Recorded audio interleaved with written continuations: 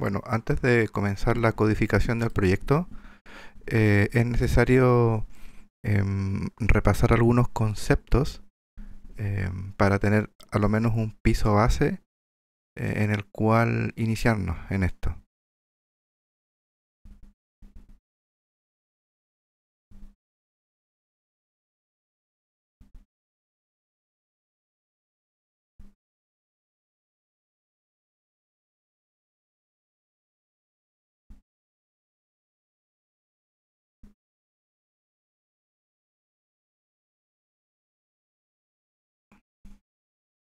Vale, ¿por qué vamos a usar MVC? Entonces aquí vamos a explicar el modelo vista controlador. Lo primero es ver qué son los patrones en el desarrollo de software, ¿ok? Entonces, un patrón de software es una solución comprobada y reutilizable a un problema común que aparece cuando uno empieza a construir un software. Los patrones describen una estructura o un enfoque general que puede adaptarse a distintas situaciones, facilitando la resolución de problemas de forma consistente y eficiente. ¿Cuáles son los objetivos de usar patrones en el desarrollo de software? Bueno, el objetivo es proporcionar soluciones que permiten que sean reutilizables, comprobadas y que estén estandarizadas a problemas que son recurrentes en la construcción del software mediante buenas prácticas, promoviendo la mantenibilidad del software, la flexibilidad, ¿verdad? Y una comunicación efectiva entre los desarrolladores. ¿Cuáles son los beneficios principales de los patrones en el desarrollo de software? Bueno, es la reutilización de código fuente, la reutilización de buenas prácticas, estandarización en el diseño, en la arquitectura, separar claramente las responsabilidades, mayor facilidad de mantenimiento y escalabilidad, facilita el trabajo en equipo y la comprensión del sistema. A ver, entonces, ¿cuántos patrones existen en el desarrollo de software? Bueno, vamos a ver, patrones de diseño, patrones de arquitectura, patrones de integración, patrones de presentación o interfaz, patrones de persistencia o acceso a datos, patrones de concurrencia y asincronía, patrones de construcción o implementación y patrones de seguridad. Básicamente en cada dimensión que se necesita para construir un software existe un patrón. ¿Cuál vamos a ver nosotros? El más importante que se basa este manual es un patrón de arquitectura, ¿ok? Pero por el tipo de proyecto que hemos preparado, esto nos llevó a implementar un patrón de diseño. Así que también vamos a ver un patrón de diseño. Los patrones de arquitectura resuelven cómo organizar grandes sistemas de software en capas o componentes. En cambio, un patrón de diseño resuelve problemas comunes de estructuración del código orientado a objetos. Bueno, entonces vamos a partir por los patrones de arquitectura de software. ¿Qué son los patrones de arquitectura de software? Los patrones de arquitectura de software son soluciones probadas ya, reutilizables, que describen formas organizadas de estructurar un sistema de software completo. Definen la distribución de responsabilidades, la interacción entre los diferentes componentes y los principios de comunicación que permiten construir sistemas mantenibles, escalables y coherentes. En el lugar de centrarse en el diseño de clases individuales, el patrón arquitectónico opera a nivel global, proporcionando un marco que guía la organización general del sistema. Ahí tienen la fuente de Buchman 1996, un libro Patrones de Arquitectura de Software, patrones orientados a arquitectura de software. Entonces Buchman dice, un patrón arquitectónico expresa un esquema fundamental para estructurar sistemas de software, definiendo un conjunto de subsistemas predefinidos, sus responsabilidades y las reglas para su organización y comunicación. Vale. ¿Cuántos tipos de patrones de arquitectura de software hay?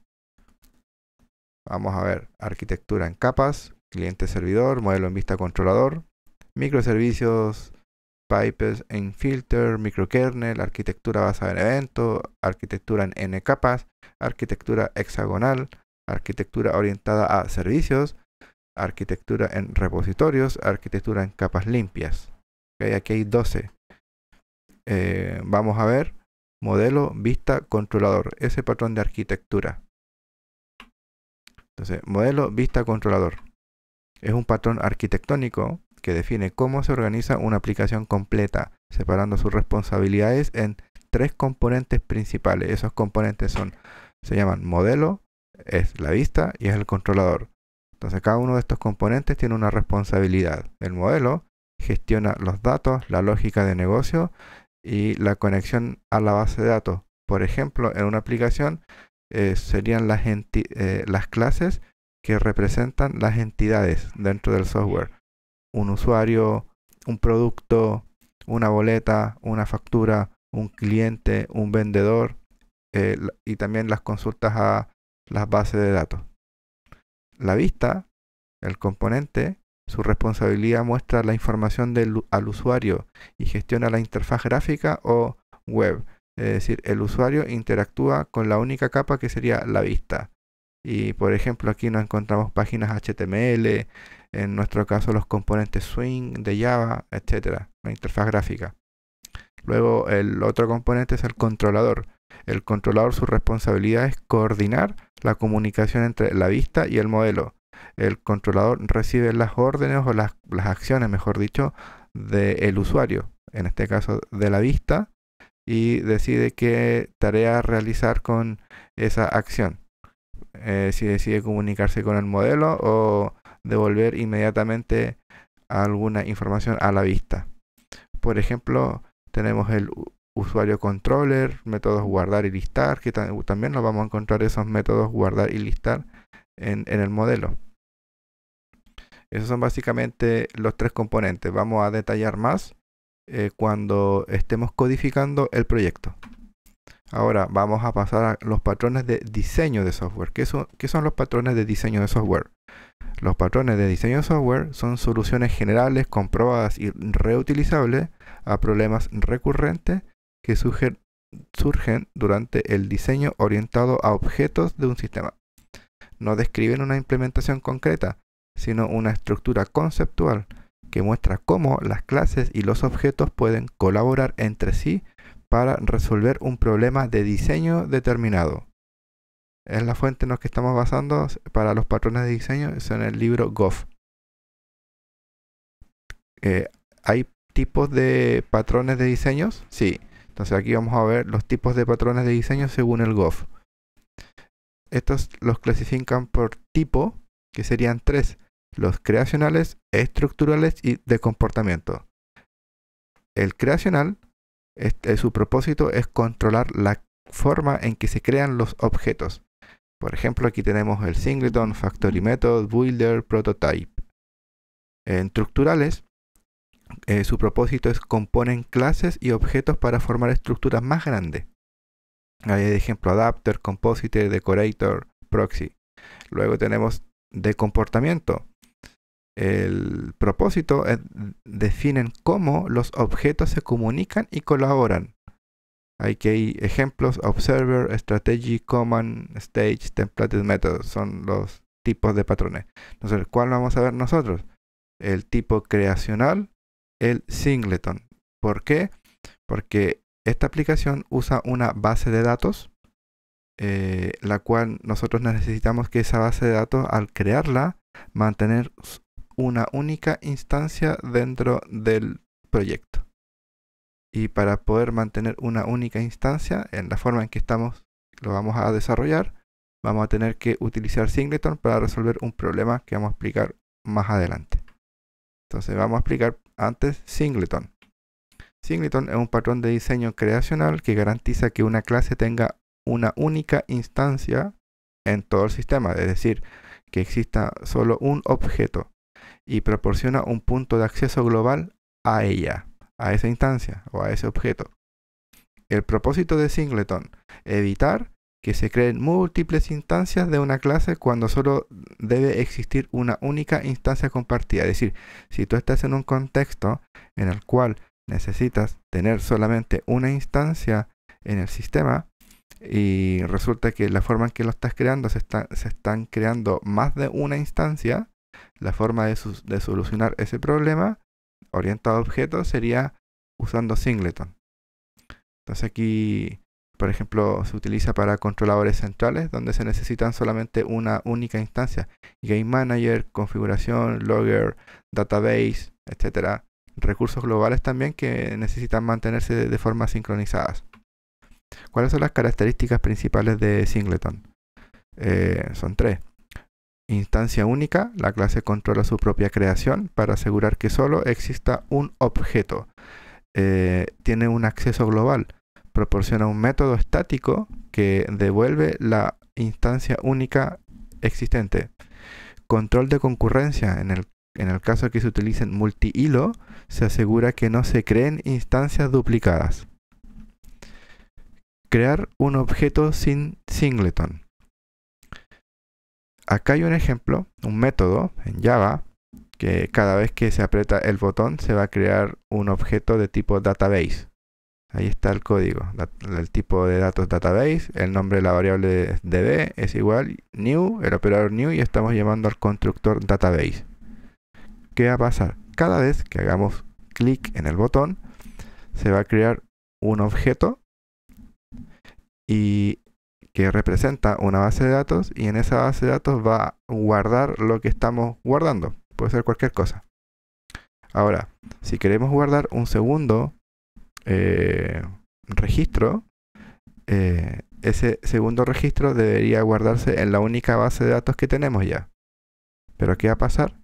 Como está la forma en que está programado aquí, te va a crear una segunda base de datos, y en esa segunda base de datos va a guardar el único registro que estás guardando.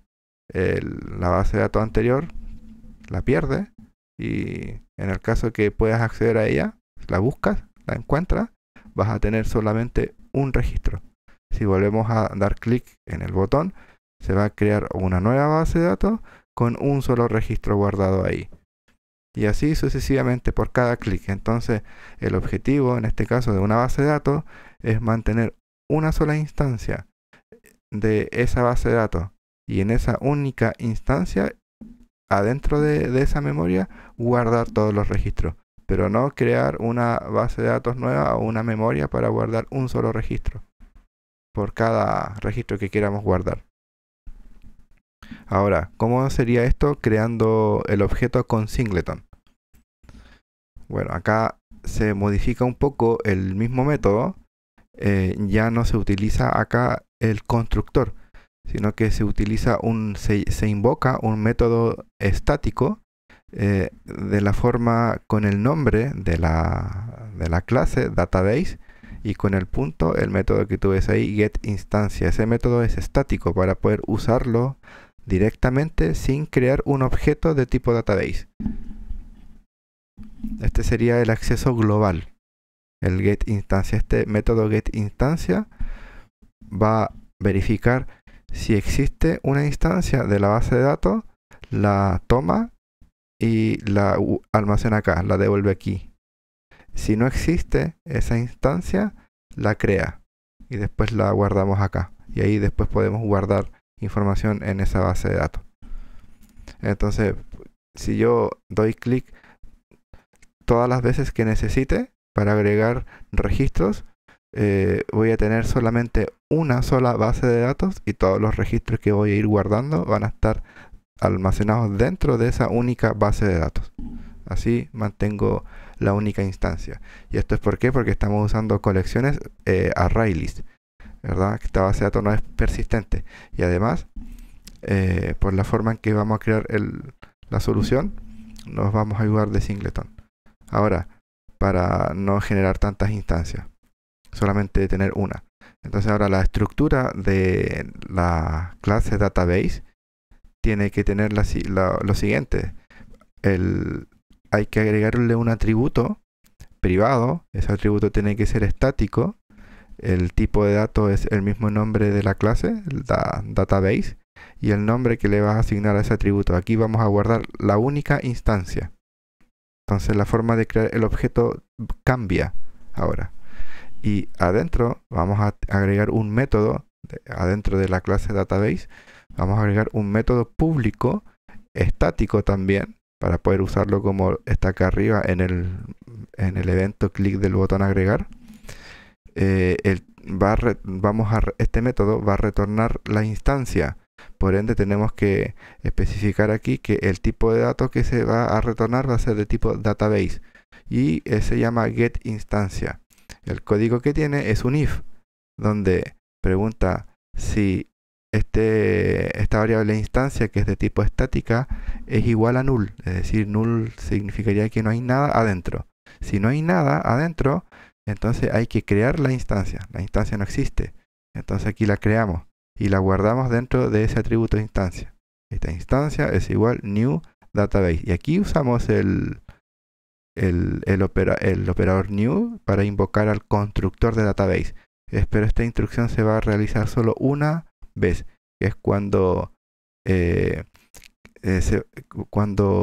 se dé clic la primera vez al botón, ¿verdad? La base de datos no va a existir y ahí va a ser creada. Y luego que termine el if, ¿verdad? Va a retornar la instancia. En el caso que ya exista la instancia, es decir, estoy agregando ya un segundo objeto, un segundo registro, un tercero, etcétera, la instancia ya va a existir. Entonces este if nos va a dar falso. Por ende, no va a crear el objeto que está creando adentro y va a saltar directamente al return y nos va a retornar la instancia guardada en este atributo estático. Ese sería el getInstancia. Entonces este es el método, el acceso global. Fin. Entonces ahora comenzamos con el tema de la codificación.